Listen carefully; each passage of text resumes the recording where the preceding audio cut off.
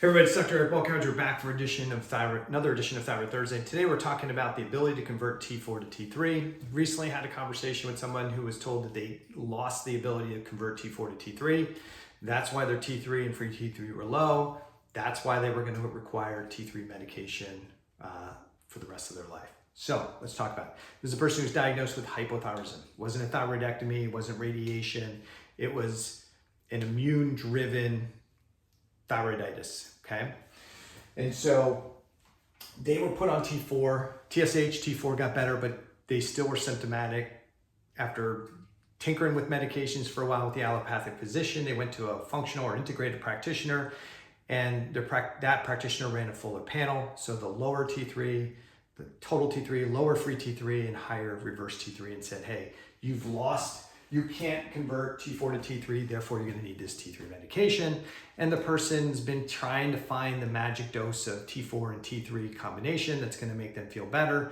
And while it provided some temporary benefit and it increased their blood levels of total T3 and free T3, they still don't feel well. And so they wanna know what's going on. So we talked about what's going on in a case where you take T4, it normalizes TSH and T4, but your T3 is low, and then what might happen when you take T3, and why you may not necessarily feel better and why it might be problematic.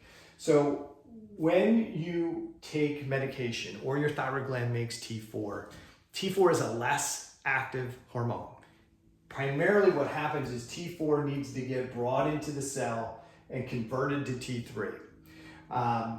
And it does this by an enzyme called Deiodinase 2. It's the primary T4 to T3 converting enzyme. That's where most of the thyroid hormone is made in the body, is via this Deiodinase 2 enzyme converting T4 to T3. That T3 goes and binds to receptors inside the cell, hangs out in there for 8 to 12 hours, and then comes out of the cell and becomes the circulating pool of T3.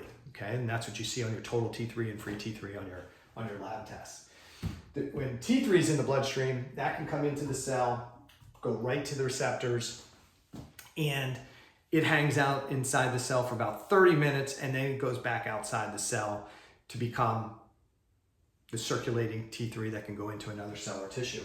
So if you have normal levels of T4 and decreased levels of T3, what's going on? What that should tell somebody is that this Deiodinase 2 enzyme isn't working at a high rate, okay? And so the question is, why is this Deiodinase 2 enzyme not converting T4 to T3 and not having you have optimal levels of T3 inside your cells so you feel and function good, you don't have brain fog, you have a normal metabolism? Why is this not occurring?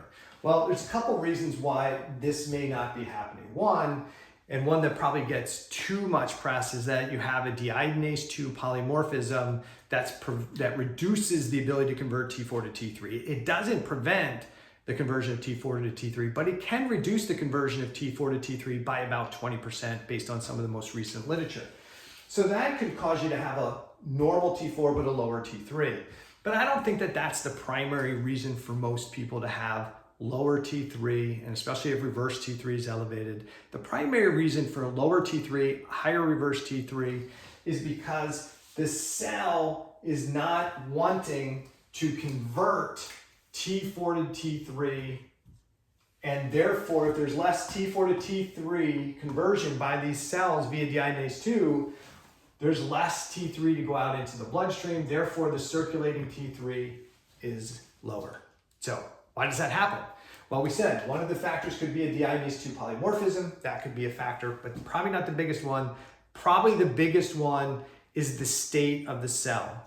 So cells regulate in one of two states. They're either in a low stress homeostatic state where the primary goal is to make hormones and enzymes and peptides and proteins and burn energy, make energy. That's the homeostatic state. And if you were in that state, you'd probably feel awesome. You wouldn't need a bunch of thyroid hormone. Or if you were on thyroid medication, you would probably feel awesome, okay?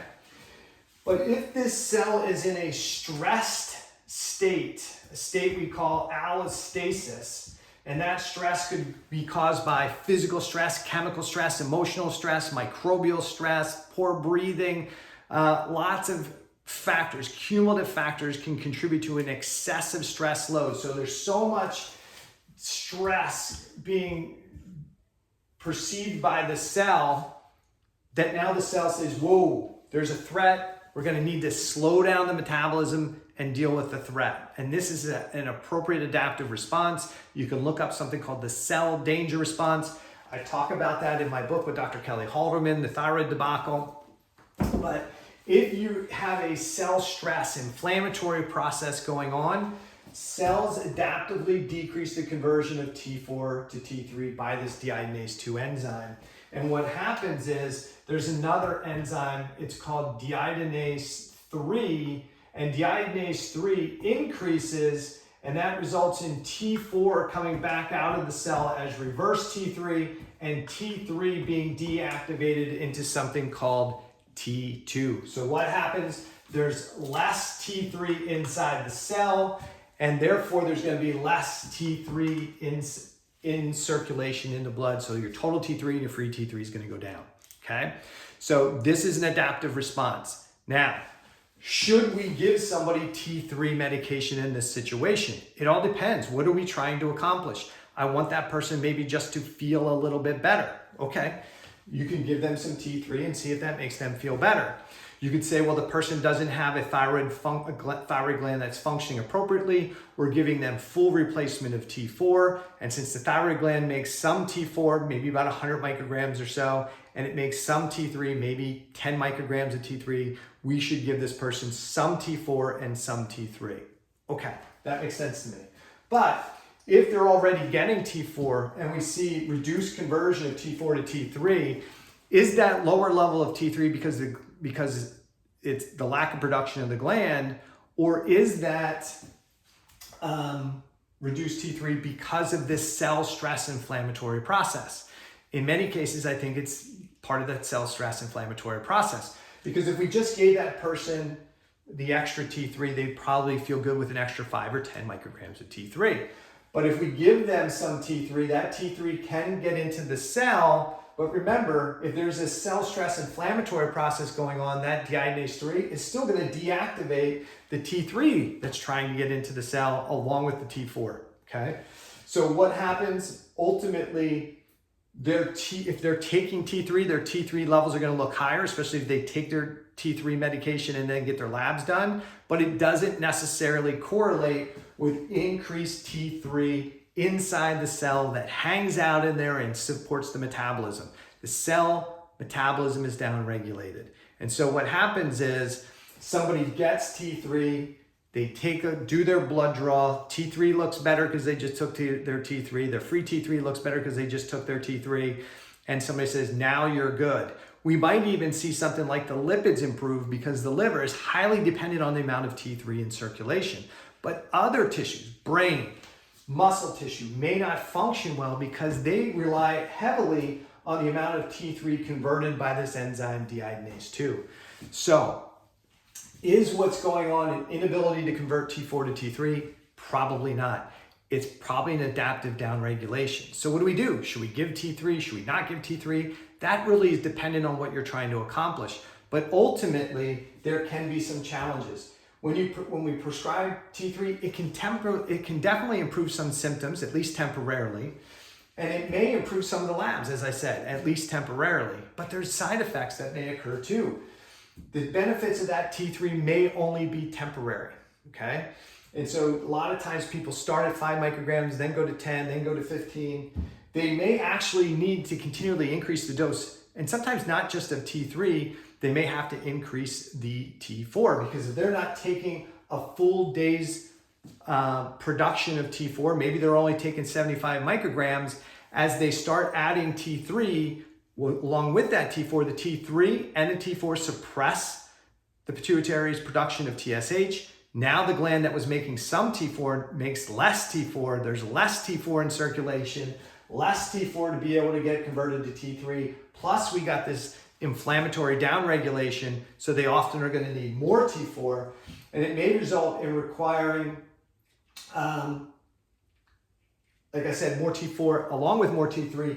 And adding more T3 to a system that was trying to downregulate the metabolism may actually result in more oxidative stress over time.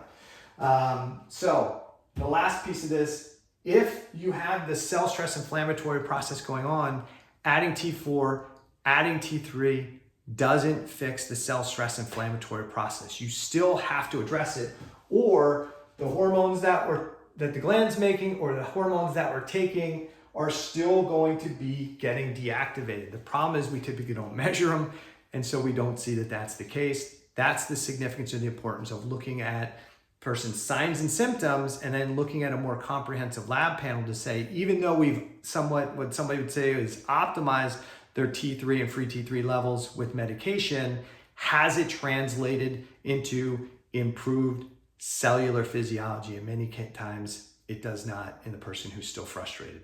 Hopefully that helps. If you have any questions, put them below wherever you watch this video. Take care.